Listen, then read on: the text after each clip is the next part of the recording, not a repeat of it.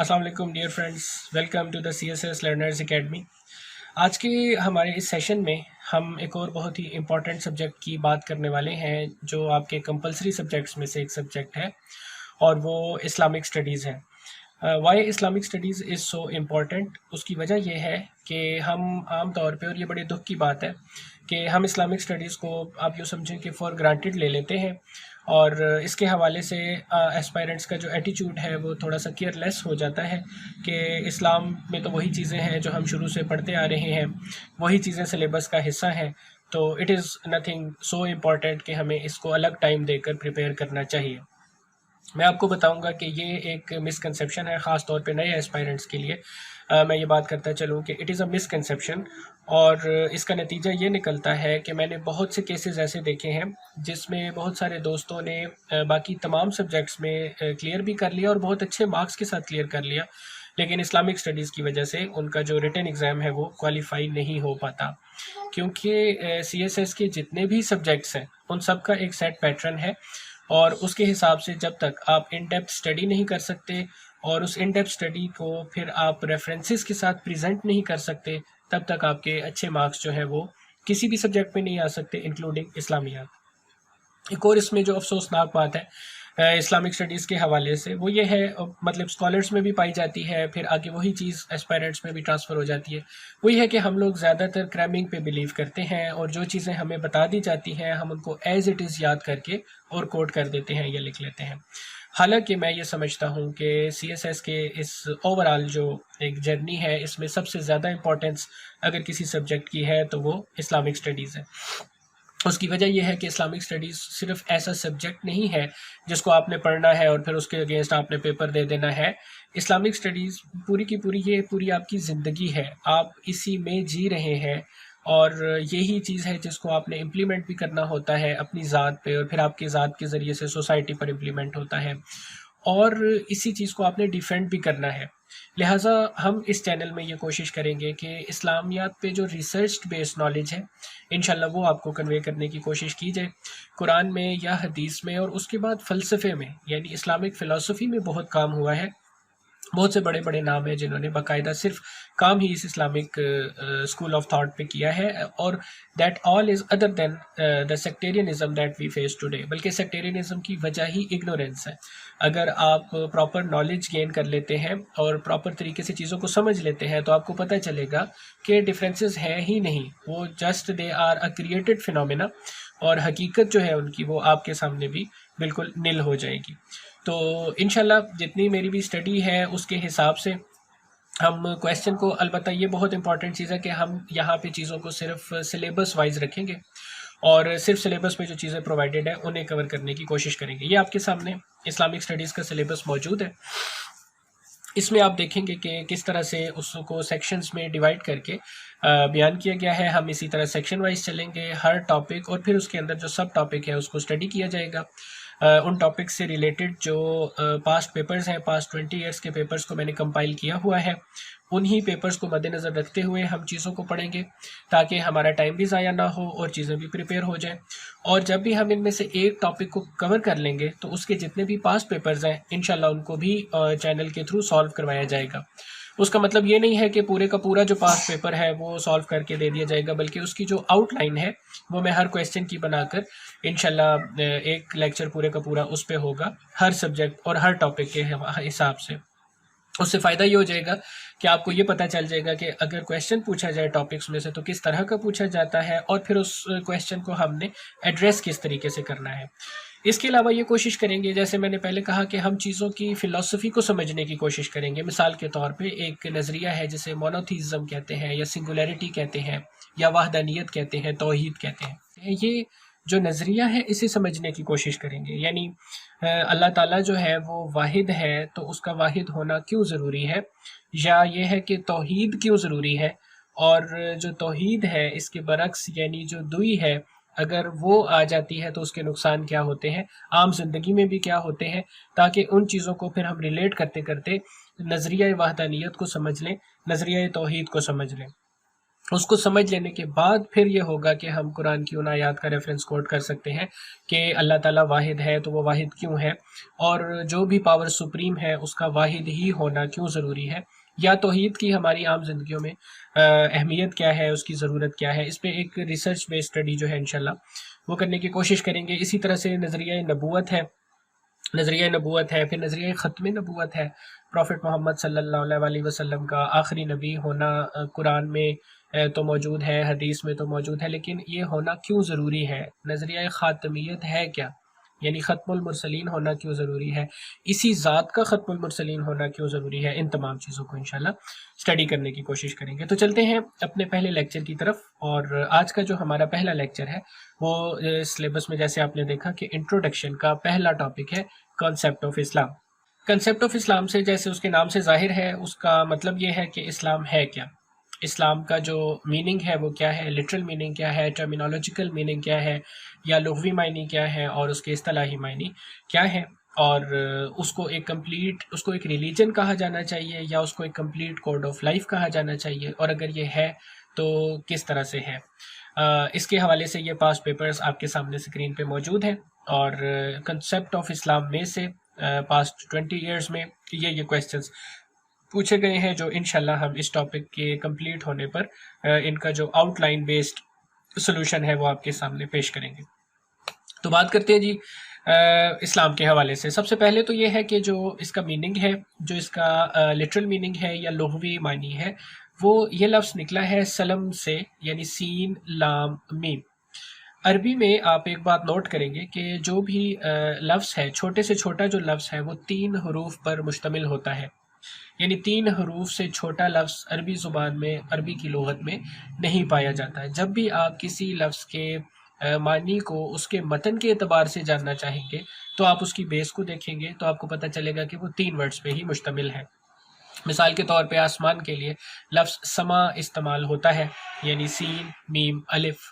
یہ جو ہے اس سے آپ کو یہ پتہ چلتا ہے کہ یہ ماخذ جو ہے اس کا وہ یہ ہے، یہ سما جو ہے وہ سما ٹی وی والا نہیں ہے، یہ سما جو ہے یہ عربی میں آسمان کے لیے استعمال ہوا، جیسے زمین کے لیے ارض استعمال ہو گیا، اس میں بھی عین ہے، پھر رے ہے، اور پھر زواد ہے۔ اسی طرح یہ لفظ جو ہے اسلام، مسلمان، تسلیم، یہ تمام ورڈز پھر اس کی ورڈز فیملی سے تعلق رکھتے ہیں۔ اس کا جو متن ہے وہ لفظ سلم ہے، جس کے معنی ہے سبمٹ کر دینا اپنے آپ کو۔ اب آپ یہ دیکھیں کہ جب بھی کوئی پروپوزیشن کسی کے سامنے رکھی جاتی ہے، پروپوزل رکھا جاتا ہے کہ جی یہ کام ہمیں اس طرح سے کر لینا چاہیے، اگر وہ انسان اس پہ ایگری ہوتا ہے تو ہم کہتے ہیں اس نے تسلیم کر لیا۔ یہی جو ہے اگر عربک متن میں دیکھا جائے تو کسی چیز کے ساتھ ایگری کر لینا اسلام کہلائے گا، کسی چیز کا انکار کر دینا کفر کہلائے گا۔ کفر جو ہے یہ بھی آپ دیکھیں گے تو کیا، فے اور رے 3 الفاظ پہ مشتمل ہے، اور اس کا مطلب ہوتا ہے انکار کرنے والا۔ جو انسان جس چیز کا انکار کرتا ہے وہ اس چیز کا کافر ہو جاتا ہے۔ یعنی میں نے اگر یہ کہہ دیا کہ پاکستان کی جو معاشی صورتحال ہے اس کی وجہ جو ہے وہ یہ کرنٹ گورنمنٹ ہے، اگر میرا یہ نظریہ ہے تو جو لوگ یہ نظریہ رکھتے ہیں کہ اس کی وجہ پریویس گورنمنٹ ہے، میں نے ان کا انکار کر دیا، سو میں ان کا کافر ہو گیا۔ جس چیز کو میں نے تسلیم کر لیا، میں نے کہا کہ آج کل جو ہے وہ گرمیوں کا سیزن شروع ہونے والا ہے اور بجلی کی مد میں دوبارہ سے جو ہے وہ لوڈ شیڈنگ شروع ہو گئی ہے، آپ اس چیز کو تسلیم کرتے ہیں، ہاں جی، تو ہم اس کے مسلمان ہو گئے۔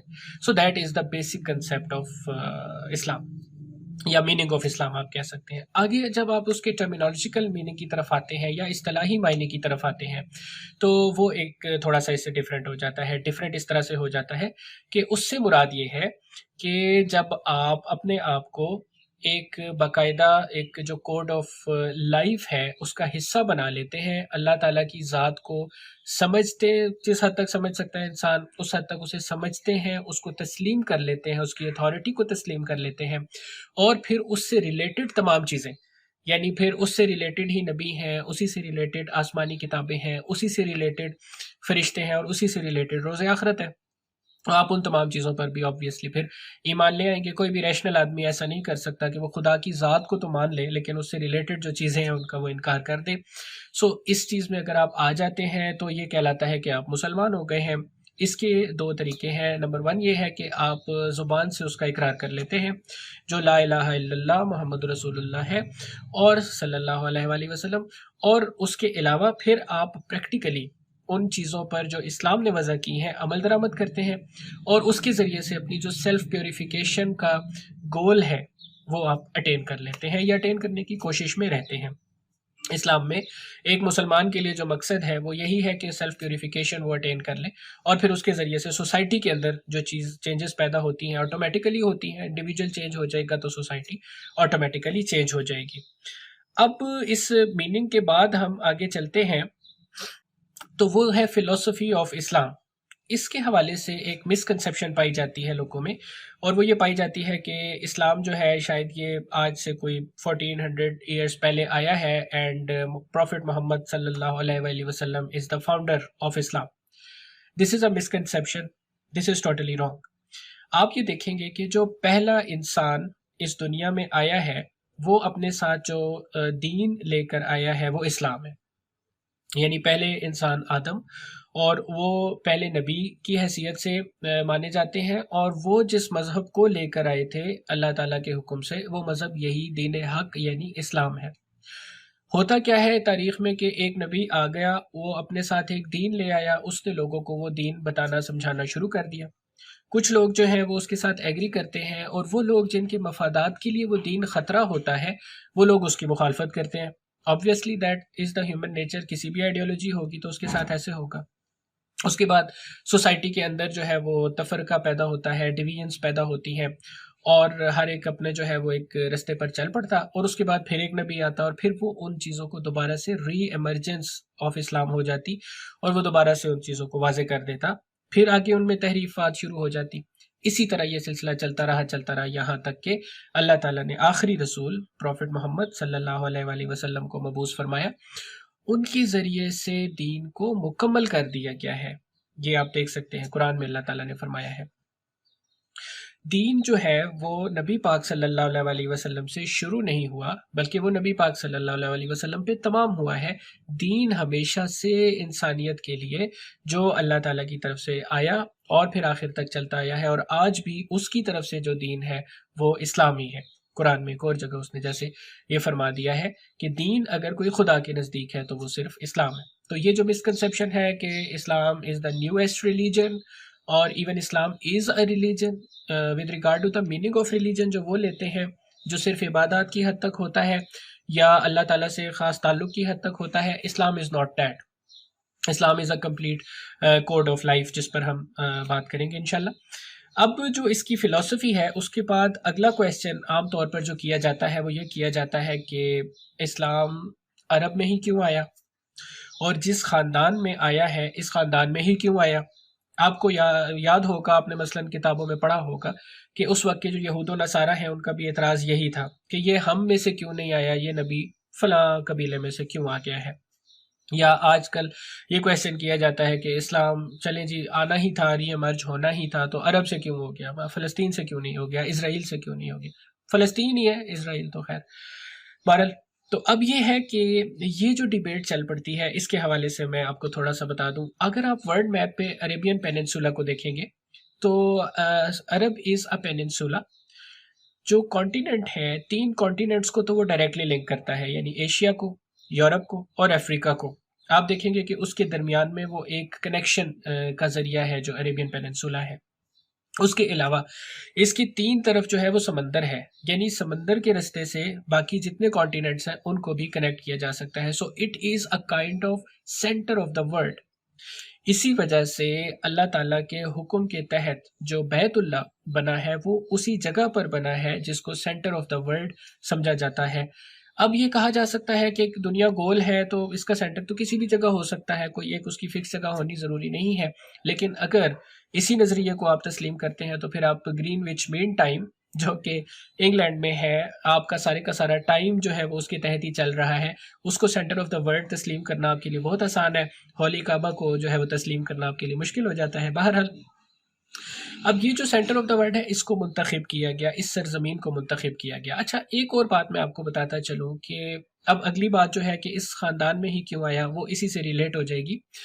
مکہ مکرمہ جو ہے نبی پاک صلی اللہ علیہ وسلم کے جو فور فادرز ہیں ان سے پہلے مکہ مکرمہ جو ہے اس کو ایک پائس پلیس سمجھا جاتا تھا اور عبادت کا شہر سمجھا جاتا تھا، معزز یا ہولی سٹی سمجھا جاتا تھا، اور اس میں رہائش رکھنا جو ہے یہ پروہیبٹڈ تھا، یعنی کوئی بھی انسان، یہ صرف کعبۃ اللہ کی عبادت کے لیے لوگ آتے تھے اور پھر واپس چلے جاتے تھے، کیونکہ اسلام تو اس وقت بھی اسی طرح موجود تھا اور اسلام کے رکن بھی اسی طرح سے موجود تھے۔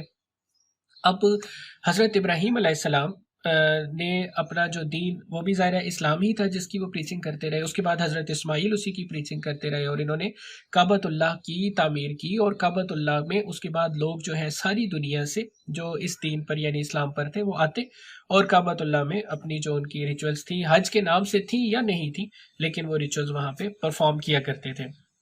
اچھا، اب اس کو ہولی پلیس سمجھا جاتا تھا، یہاں تک کہ رسول اللہ صلی اللہ علیہ وسلم کے آباء و اجداد میں ایک ہستی ہے جن کا نام قصا ابن کلاب ہے، یعنی اگر ان کا آپ شجرہ پاک دیکھیں گے تو محمد صلی اللہ علیہ وسلم ابن عبداللہ ابن عبد المطلب ابن ہاشم ابن عبد مناف ابن قصا ابن کلاب، یہ جو قصا ابن کلاب ہیں، قصا وہ پہلے شخص ہیں جنہوں نے مکہ مکرمہ میں رہائش رکھی اور اس رہائش کو جائز قرار دیا۔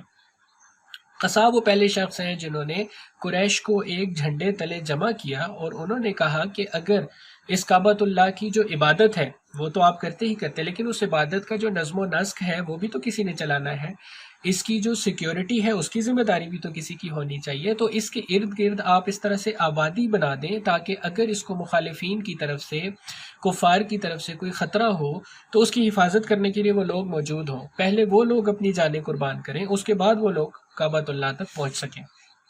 یہ جو اسپرٹ آپ کو نظر آئے گی، یہ جو آپ کو ان کے اندر ایک جذبہ ایمانی نظر آئے گا، تو آپ کو پتہ چلے گا کہ واقعی جو آل رسول ہیں، یہ دیکھیں نا آل رسول ہی تھے حضرت ابراہیم، یہ جو ہم درود پڑھتے ہیں جس میں ہم کہتے ہیں کہ کما صلیت ابراہیم و علی آل ابراہیم، جو آل ابراہیم ہے وہ دراصل محمد مصطفیٰ صلی اللہ علیہ وسلم کے فور فادرز ہیں، یعنی نبی پاک جو ہے وہ خود آل رسول میں سے ہے، کیونکہ اس وقت جو رسول ہے وہ حضرت ابراہیم تھے اور ان کی آل ہے جن میں سے اللہ تعالیٰ نے نبی پاک صلی اللہ علیہ وسلم کو پیدا فرمایا ہے۔ تو یہ اس کو شجرہ طیبہ کیوں کہا جاتا ہے، پاک شجرہ کیوں کہا جاتا ہے نبی پاک کے آباء و اجداد کے حوالے سے، کیونکہ یہ ڈائریکٹلی نبی سے لنک ہے، اور جو نبی سے لنک شجرہ ہوتا ہے ان میں سے اکثریت ایسی ہوتی ہے کہ جو دین حق پر ہی قائم ہوتے ہیں، ان کا یہ نہیں سلسلہ ہوتا کہ وہ جو زمانے کے اندر جو آتی رہتی ہیں چپکلشیں آتی رہتی ہیں، تفرقہ بازی پیدا کرنے کی کوشش کی جاتی ہے، تو ان میں سے لوگ اللہ تعالیٰ اس طرح کے پیدا کرتا ہے کہ پھر وہ اس کی حفاظت کرتے ہیں دین کی۔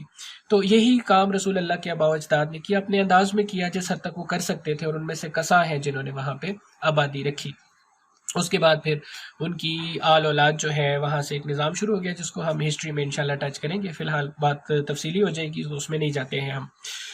اب ہم آگے چلتے ہیں اور ہم یہ دیکھتے ہیں کہ بیسک کنسیپٹس جو ہیں اسلام کے وہ کیا ہیں اور قرآن کی نظر میں کیا ہے۔ سب سے پہلے آ جائیں سورہ بقرہ کی آیت نمبر 177 پر، تو وہ آیت یہ بیان کرتی ہے، بسم اللہ الرحمن الرحیم، لیس البر ان تولوا وجوہکم قبل المشرق والمغرب ولکن البر من آمن باللہ والیوم الآخر والملائکۃ والکتاب والنبیین وآتى المال على حبه ذوي القربى واليتامى والمساكين وابن السبيل والسائلين وفي الرقاب وأقام الصلاة وآتى الزكاة والمؤفون بعهدهم إذا عاهدوا والصابرين في البأساء والضراء وحين البأس أولئك الذين صدقوا وأولئك هم المتقون۔ ليس البر ان تولوا وجوہکم قبل المشرق والمغرب، نیکی کوئی یہ تھوڑی ہے کہ تم اپنے رخ مشرق کی طرف یا مغرب کی طرف پھیر لو، ولیکن البر، بلکہ نیکی تو یہ ہے، من آمن باللہ، جو ایمان لائے اللہ پر، والیوم الآخر، آخرت کے دن پر، والملائکۃ، فرشتوں پر، والکتاب، کتابوں پر، والنبیین، اور نبیوں پر، وآت المال، خرچ کرے اپنے مال میں سے، علی حبہ، اس ذات کی محبت میں، ذوی القربى، اپنے قریبیوں پر، والیتامى، یتیموں کو، والمساکین، اور جو مسکین ہیں ان کو، وابن السبیل، اور رستہ چلنے والے مسافروں کو دے سکے، والسائلین، سوال کرنے والوں پر، وفی الرقاب، اور جو قیدی ہیں ان کی آزادی کے لیے، واقام الصلاۃ، اور وہ قائم کرے نماز کو، وآت الزکاۃ اور وہ زکوٰۃ دے، والموفون بعہدہم جب کسی چیز کا عہد کر لے، جب کسی چیز کا وعدہ کر لے، اذا عاہدوا تو وہ اس کو پورا کرے، والصابرین فی البأساء والضراء وحین الباس یہ وہ لوگ ہیں جو صبر کرتے ہیں پریشانی پر، یہ صبر کرتے ہیں جنگ و جدل میں، یہ صبر کرتے ہیں حق اور باطل کے مارکے کے دوران۔ اولئک الذین صدقوا یہی لوگ تو سچے ہیں۔ دیکھیں کیسے اللہ تعالیٰ نے پہچان کروا دی کہ سچا کو، اولئک الذین صدقوا یہی لوگ سچے ہیں، واولئک هم المتقون اور یہی لوگ متقی ہیں۔ تو یہاں سے آپ کو ایک چیز کا پتہ چل گیا کہ اللہ تعالیٰ نے بیسک جو کنسیپٹ ہے اسلام کا وہ اس آیت میں بہت ہی واضح کر دیا ہے۔ وہ لوگ جو یہ سمجھتے ہیں کہ صرف ریچولز میں اسلام سارے کا سارا چھپا ہوا ہے، ان کو کنڈیم کر دیا گیا یہاں پہ۔ اس کا یہ مطلب نہیں ہے کہ ریچولز میں نہیں ہے، اس کا یہ مطلب ہے کہ صرف ریچولز میں نہیں ہے۔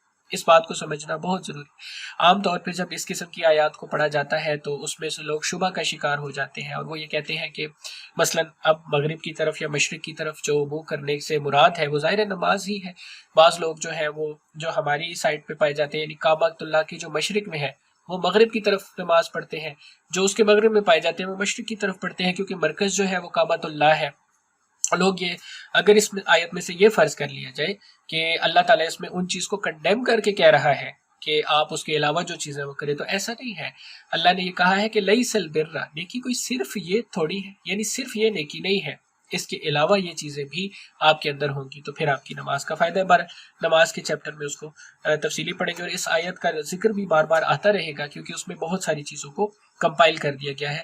تو basically Islam is not just about rituals.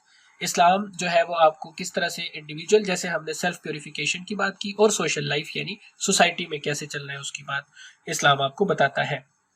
اس کے بعد آپ یہ دیکھیں گے کہ اسلام کے اندر جو صفات پائی جاتی ہیں، جو صفات بیان کی جاتی ہیں مومنین کے حوالے سے، ان میں سے اکثریت وہی چیزیں ہیں جو پہلے بھی بیان ہو چکی۔ جیسے میں نے بتا دیا تھا کہ دین جو ہے وہ ایک ہی ہے، سو یہ تمام کی تمام چیزیں جو ہے پہلے ادیان میں بیان ہو چکی ہیں، صرف ان کی شیپ تھوڑی سی چینج ہو جاتی ہے، تو اس کو اسلام جو ہے وہ دوبارہ سے ایک نبی یا ایک میسنجر آتا ہے اور وہ اس کو پیوریفائی کر دیتا ہے۔ اچھا، میسنجر کے آنے میں اور اس کے ایک نبی کے آنے میں اور ایک عام میسنجر کے آنے میں بہت فرق ہے۔ اس چیز کو بھی آپ یہ ذہن میں رکھیے گا کہ اس کو یہ نہیں کہا جا سکتا کہ کوئی بھی پیغام لے کر آ گیا تو اس کا درجہ وہ ہو جاتا ہے جو نبی کا ہوتا ہے۔ نبی ہے، اور باقی تمام جو درجے ہیں وہ اس کے بعد ہیں، اور وہ یقیناً اس سے پست ہی ہیں۔ سب سے بلند مرتبہ خدا کی ذات کے بعد کسی کا ہے تو وہ نبیوں کا ہے۔ کمپلیٹ کوڈ آف لائف اسلام آپ کو پرووائڈ کرتا ہے۔ جو اس کی صفات کی ہم بات کر رہے تھے اس میں ایک چیز ٹروتھفلنس ہے، سچائی ہے۔ سچائی کے حوالے سے یہ آپ دیکھیں گے کہ کس طرح سے چیزیں متفرق ہو جاتی ہیں، یعنی اب آپ کنسیپٹس پڑھتے ہیں absolute truth, ultimate truth, relative truth, ان چیزوں کے۔ Relative truth is not a truth, آدھا سچ سچ نہیں ہے، جو سچ مجھے لگ رہا ہے وہ سچ نہیں ہے۔ Ultimate truth is the truth. اگر ہم کسی موضوع پر بحث کرتے ہیں اور ہم یہ کہتے ہیں دونوں آپس میں اختلاف کر رہے ہیں، اور ہم یہ کہتے ہیں کہ جو بات آپ کر رہے ہیں وہ بھی ٹھیک ہے، جو بات میں کر رہا ہوں وہ بھی ٹھیک ہے، ایسا نہیں ہو سکتا۔ یہی وہ چیز ہے جو ڈویلٹی ہے، یہی وہ چیز ہے جو دوئی ہے، اور دوئی ہمیشہ گمراہ کرتی ہے۔ یہ جب تک مل کر سنگولیرٹی نہ بن جائے تب تک آپ صراط مستقیم اس کو نہیں کہہ سکتے۔ یعنی صراط مستقیم تو سیدھا رستہ ہے، صراط مستقیم یہ تو نہیں کہ تھوڑا سا ادھر اور تھوڑا سا ادھر ہو کے جو ہے وہ آپ چلتے رہیں گے، وہ ایک رستہ ہے، اور وہ سنگولیرٹی سنگل سے لے کے سنگل کے درمیان جو ہے وہ ایک طرح کے کنیکشن کا نام ہے۔ بہرحال اس کو نظریہ توحید میں ہم پڑھیں گے۔ تو ٹروتھفلنس جو ہے اس میں یہ چیز ذہن میں رکھ لیجئے، absolute truth is truth, ultimate truth is truth, other than that half truth is not a truth, relative truth is not a truth. وہ ایک طرح کا دھوکہ ہی ہے، موریلٹی ہے، اخلاقیات ہے۔ وہ تمام مذاہب جو الہی ہے یا وہ تمام مذاہب جو انسان کے تیار کردہ ہیں، موریلٹی سب میں نظر آئے گی آپ کو۔ آپ کوئی بھی کتاب اٹھا کے دیکھ لیجئے گا، جیسے یہاں پہ ریفرنسز کے طور پر میں نے بیان کی ہے، سب میں جو قدر مشترک ہے وہ موریلٹی ہے۔ اخلاقیات کی بات ہر جگہ کی جاتی ہے۔ اسی طرح ٹالرنس ہے، ہر مذہب ٹالرنس کی بات کرتا ہے، فساد پھیلانے کو، جنگ و جدل کو ہر مذہب جو ہے غلط کہتا ہے۔ اور پھر اس کے بعد امن ہے، ہر مذہب میں آپ یہ دیکھیں گے کہ امن کی بات کی جاتی ہے، اور اس میں جو ہے وہ یہ کہا جاتا ہے کہ جنگ و جدل سے جتنا بچا جا سکے بچا جائے۔ اچھا، اگر ہر مذہب میں یہ چیز موجود ہے تو پھر اسلام باقی مذاہب سے مختلف کیسے ہے؟ یہ میں آپ کو بتاتا چلوں۔ کہ جو دیگر مذاہب میں آپ دیکھیں گے، ایون الہی مذاہب میں بھی اور ان کے علاوہ میں بھی، اس میں جو چیز ہے نا پیس کے لیے، وہ ٹوٹل سبمیشن ہے۔ اس میں یہ کہا جاتا ہے کہ امن کا طریقہ یہ ہے کہ آپ کمپرومائز کر لیں، امن کا طریقہ یہ ہے کہ آپ بالکل سبمسو ہو جائیں، اپنے آپ کو سبمٹ کر دیں۔ واحد جو قرآن ہے، یہ وہ واحد کتاب ہے جو آپ کو کہتا ہے کہ نہیں، ٹوٹل سبمیشن از ناٹ پیس۔ اس طرح سے آپ پیس کبھی نہیں اٹین کر سکتے ہیں۔ پیس اٹین آپ اس طرح سے کریں گے کہ آپ حق کو اور باطل کو پہچانیں، اس کے بعد جو حق ہے آپ اس کے ساتھ کھڑے ہوں، اور اگر وہ باطل ہے تو آپ اس کے مخالف کھڑے ہوں۔ یعنی آپ کا یہ نہیں کہ ہر حال میں اتھارٹی جو ہے وہ حق اور باطل ہے۔ اتھارٹی دوسرے کی ذات نہیں ہے کہ اس نے جو کہہ دیا میں نے تسلیم کر لیا تاکہ امن ہو جائے۔ اس نے چاہے وہ غلط کام کر رہا ہے، میں خاموش ہو گیا کہ اگر میں بولوں گا تو مسئلہ خراب نہ ہو جائے، یہ نہیں ہے۔ یہ باقی تمام ادیان میں یہ چیزیں ہی آپ کو نظر آتی ہیں، لیکن واحد اسلام ایسا ہے جو کہتا ہے you have to stand for your right, امر بالمعروف و نہی عن المنکر۔ یہ دونوں چیزیں امپورٹنٹ ہیں۔ آپ نیکی کا حکم دیں گے اور آپ برائی سے روکیں گے، اس روکنے کے لیے آپ کو کھڑا ہونا پڑے گا، اس کے لیے آپ کو ڈیفینڈ کرنا پڑے گا، تو وہ چیزیں بھی آپ کریں گے۔ یعنی حیرت کی بات یہ ہے کہ انسانی جو ذہن ہے، اس کی ریشنلٹی اب آ کر جن چیزوں کو تسلیم کر رہی ہے، اور یونائٹڈ نیشنز میں اور دیگر انٹرنیشنل آرگنائزیشنز میں جن چیزوں کو آج ہم تسلیم کر کے یہ کہہ رہے ہیں کہ اگر ان پہ عمل درآمد ہو سکے تو دنیا میں امن ہو سکتا ہے، 1450 سال پہلے اسلام نے وہ چیزیں ہمیں بتا دی تھی۔ انشاءاللہ ہمارے تمام لیکچرز میں آہستہ آہستہ وہ چیزیں آئیں گی۔ اسلام اینڈ ماڈرن ورلڈ آپ کا پورا ایک ٹاپک ہے جس پہ ہم ان چیزوں کو کور کریں گے۔ لا اینڈ جسٹس پہ اسلام نے بات کی ہے، انصاف کی بات کی، عدل کی بات کی ہے اور انصاف کی بات کی ہے۔ اسی طرح ایکویلٹی کی بات کی ہے اور ایکوٹی کی بات کی ہے۔ ان دونوں چیزوں میں بھی فرق ہے، بالکل ویسے ہی جیسے انصاف میں اور عدل میں فرق ہے۔ انصاف یہ ہوتا ہے کہ آپ کہتے ہیں کہ یہ چیز تمام لوگوں کے لیے ہونی چاہیے۔ مثلا اب آپ یہ کہتے ہیں، آپ چیریٹی کسی کو دینا چاہ رہے ہیں تو آپ کہتے ہیں کہ میں یہ تمام لوگ جو ہے ان کو میں چیریٹی دے دیتا ہوں، انصاف کے ساتھ سب میں تقسیم کر دیتا ہوں۔ عدل یہ ہے کہ جو انسان جو چیز ڈیزرو کرتا ہے آپ اس کو اتنی دیتے ہیں۔ دیٹ از، یہی فرق ہے جو ایکویلٹی اور ایکویٹی کے درمیان ہے۔ یعنی ایکویلٹی میں تو یہ کہا جاتا ہے کہ مال کی تقسیم ہے، مثال کے طور پہ زکوٰۃ میں آپ نے مال کلیکٹ کر لیا، آپ نے وہ سب میں تقسیم ایکولی تقسیم کر دیا تو وہ تقسیم ہو گیا۔ ایکوٹی یہ ہے کہ آپ ہر انسان کو اس کی صلاحیت کے مطابق اور اس کے کام کے مطابق دیتے ہیں۔ یعنی اگر امیر ہے، زکوٰۃ کا جو کنسیپٹ ہے وہ یہی ہے نا۔ اور ٹیکس کیا ہے؟ ٹیکس ایکویلٹی ہے۔ ٹیکس کیا ہے کہ سب پہ لگا دیا۔ اب جی ایس ٹی آپ 17% گورنمنٹ آف پاکستان لگاتی ہے، سب پہ 17% لگا دیتی ہے۔ لیکن زکوٰۃ یہ ہے کہ جو انسان جتنا کما رہا ہے اس کی اس پرسنٹیج کے حساب سے اس پہ لگایا جائے گا، پروڈکٹ کے اوپر نہیں لگائیں گے، آپ انسان کی انکم کے حساب سے اس کے اوپر لگائیں گے۔ جو امیر آدمی ہے وہ زکوٰۃ دے گا، جو غریب آدمی ہے اس پہ کوئی ٹیکس نہیں ہے، وہ فری ہے۔ تو خیر، پھر اسلامک اکنامک سسٹم اور زکوٰۃ کا تو پورا ایک چیپٹر ہے جن میں ان چیزوں کو سمجھنے کی کوشش کریں گے۔ اس کے بعد پھر آ جاتی ہے سیلف پیوریفیکیشن، جس کے اندر ریچولز اور اسپرچویلٹی پائی جاتی ہے، نالج اور وزڈم پایا جاتا ہے۔ جس طرح سے ریچولز کا تعلق ہے اسپرچویلٹی کے ساتھ، اسی طرح سے نالج کا تعلق ہے وزڈم کے ساتھ۔ اسلام کا جو الٹیمیٹ گول ہے وہ یہ ہے کہ آپ کے اندر وزڈم اور اسپرچویلٹی ایک ایسے لیول پہ ہو کہ آپ ایک بہترین انسان کے طور پہ اپنا رول پلے کر سکیں۔ یہ فلسفی میں بھی آپ کو نظر آئے گا، جیسے سپرمین کی یہ آئیڈیالوجی ہے ایرسٹوٹل کی، ٹھیک ہے، اور اسی طرح سے نیٹشے نے بھی اپنی فلسفی میں ان چیزوں کو بیان کیا ہے۔ دا لاسٹ مین کے نام سے اس نے کہا، فرسٹ مین کا ایک اس کا آئیڈیالوجی ہے، ایک لاسٹ مین کی ہے۔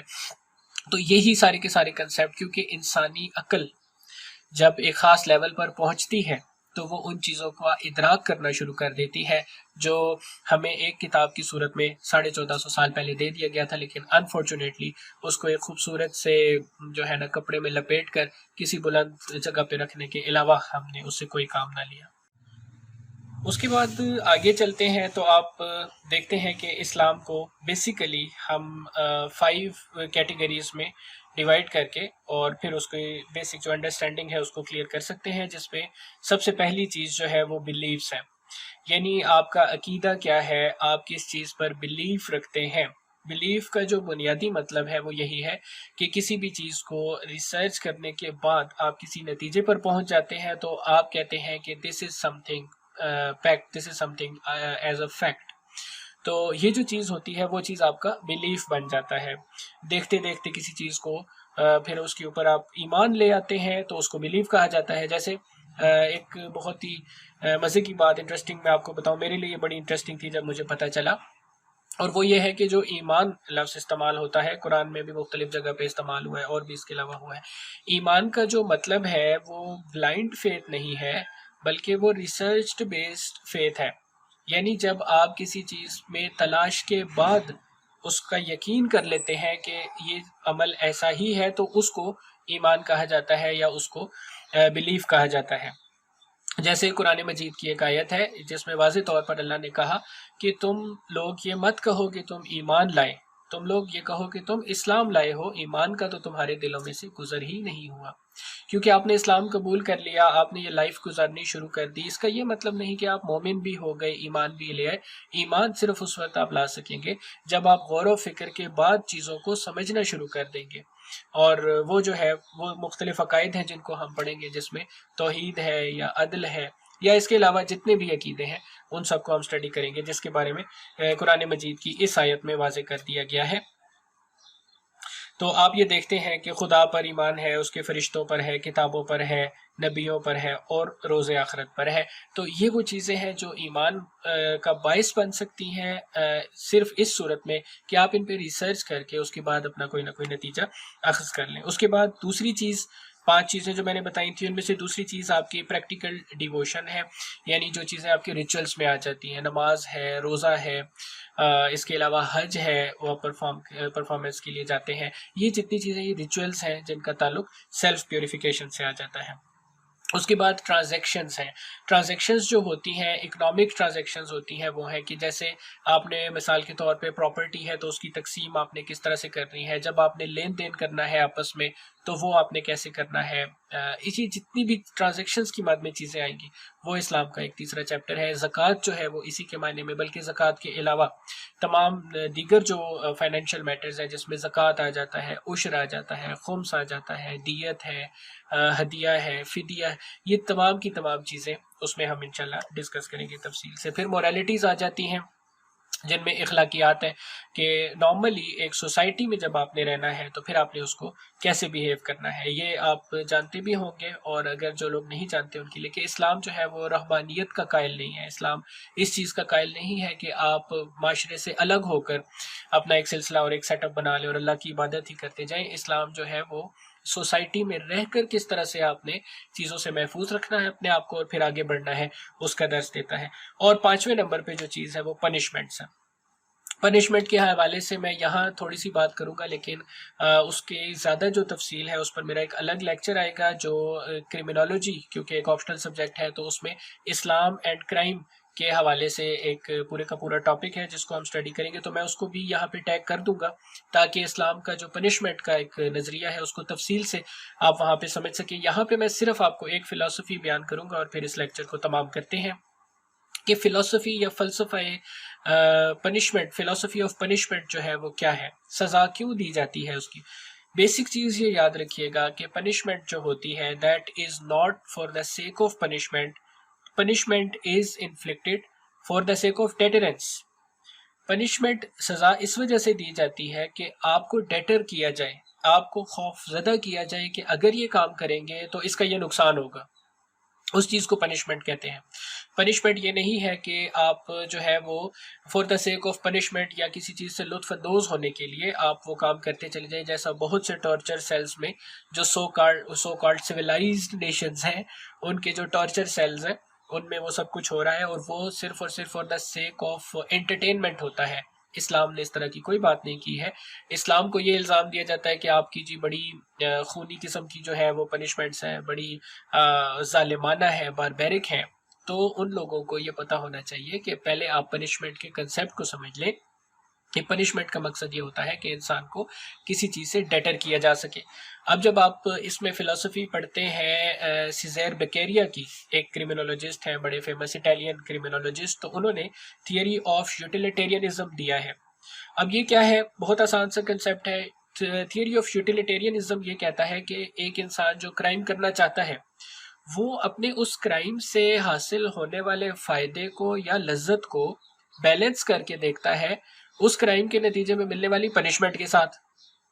اگر تو اس کا پلیئر زیادہ ہے تو وہ کرائم کرے گا، اگر اس کی پنشمنٹ اور پکڑے جانے کا خوف زیادہ ہے تو وہ اس کو چھوڑ دے گا. That is the theory of utilitarianism. مثال کے طور پہ ایک انسان ہے، اس کو پیسے کی ضرورت ہے، وہ چوری کرنا چاہتا ہے، تو کہتا ہے کہ جی میں مثال کے طور پہ بینک لوٹ لیا یا کسی اسٹور میں جا کے چوری کر. وہ یہ دیکھے گا کہ اس چوری سے جو مجھے فائدہ حاصل ہوگا وہ کتنا ہے، اور اگر میں پکڑا گیا تو اس کا جو مجھے نقصان ہوگا وہ کتنا ہے. اگر اس کا نقصان اس سے ہونے والے فائدے سے زیادہ ہے تو وہ اس کو ترک کر دے گا. یہ ہوتا ہے نظریہ کہ جس کے تحت سزا مقرر کی جاتی ہے اور پھر اس کے تحت سزا دی جاتی ہے. صرف ایک مثال میں یہاں پہ دے کر بات کو تمام کروں گا، اور وہ مثال ہے چوری کی. اب کیا ہے کہ جی اسلام کہتا ہے کہ جو انسان چوری کرتا ہے آپ اس کے ہاتھ کاٹ دیں، تو یہ باربیرک ہے، آپ کو اس کے ہاتھ نہیں کاٹنے چاہیے. اس میں دو باتیں. ایک تو آپ یہ دیکھیں کہ قرآن کی یہ جو آیت ہے یہ کہتی ہے کہ جو انسان چوری کرتا ہے اس کو یہ سزا دی جائے کہ اس کے ہاتھ کاٹ دیے جائیں. اسی سے اگلی آیت میں یہ کہا جاتا ہے اور اگر وہ معافی مانگ لے تو یہ اس کے لیے بہتر ہے. تو پھر آپ نے اس کو سزا نہیں دینی اگر وہ توبہ کر لے کہ میں چوری نہیں کروں گا. دیکھیں آپ کو اسی سے نظر آ رہا ہے کہ this is for the deterrence. اس کو ڈرانا مقصود تھا. اگر وہ ڈر گیا، اس نے کہہ دیا کہ میں آئندہ یہ کام نہیں کروں گا، دین آپ کو اس کے ہاتھ کاٹنے کی ضرورت نہیں ہے. پہلی بات. دوسری بات جو قرآن کو سمجھنے اور بیان کرنے میں عام طور پہ غلطی ہو جاتی ہے وہ کیا ہے کہ اس چوری میں ہاتھ کاٹنے سے مراد صرف آپ کے فزیکل ہینڈز نہیں ہیں. یہ اس دور کی بات ہے جب 1400 سال پہلے چوری کرنے کے لیے آپ کو ہاتھوں کی ضرورت تھی، آپ صرف اسی کے ذریعے سے کر سکتے تھے.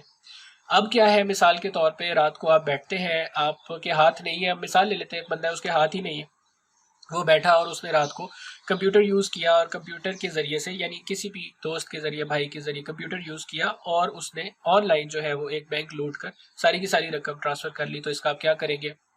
کرنے والا وہ بندہ ہے، ہیکر وہ خود ہے، دوسرا نہیں ہے جو ہاتھ استعمال کر رہا ہے. تو آپ کس کے ہاتھ کاٹیں گے؟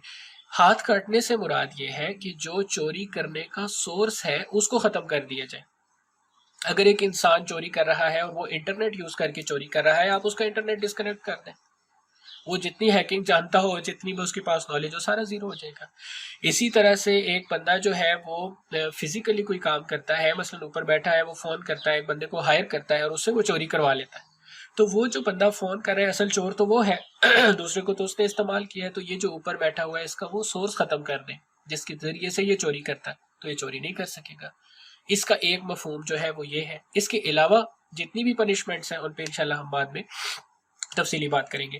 تو یہ ہے جی آج کا ہمارا لیکچر، جس میں تمام چیزیں کمپلیٹ ہو چکی ہیں، اور ہم نے اس میں یہ سمجھا ہے کہ بیسک کنسیپٹ آف اسلام کیا ہے اور اس کی فلسفی کیا ہے، اور تھوڑا سا ہم نے کورس آف اسٹڈی جو ہے فردر اس کو بھی ڈیفائن کر دیا، کیونکہ یہ ایک انٹروڈکٹری لیکچر تھا اسلامیات کے لیے.